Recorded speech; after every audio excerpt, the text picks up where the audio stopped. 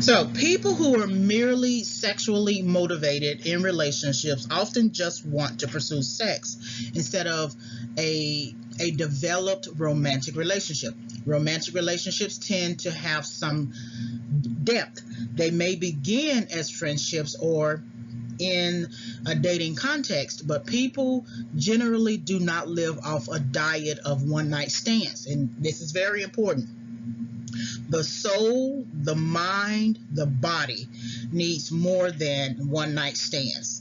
It needs conversation. You need to be able to share your heart. And that's very important that, lately you have multiple movements that are going on right now. You have the MGTOW movement where you see men who go their own way.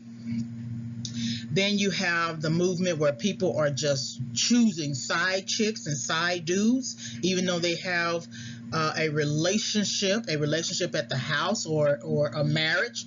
You have people leaving the marriage market, still married, leaving the marriage market and entering the sex market by actually dating. And then returning to the marriage market when things don't work out.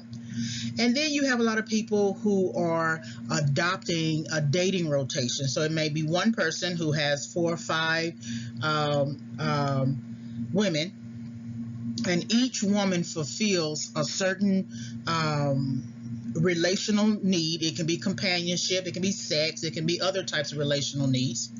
And so these different movements are just really essentially one night stands. They have sort of extended the argument that, okay, we're going to take that one night stand and make it more into maybe a long-term one-night stand. You have people who are single who have been dating the same person for 2, 3, 4, 5 years, and they still consider themselves single. So you have all of these different conflicting ideals and counter arguments to the traditional romantic relationship that needs growth and development.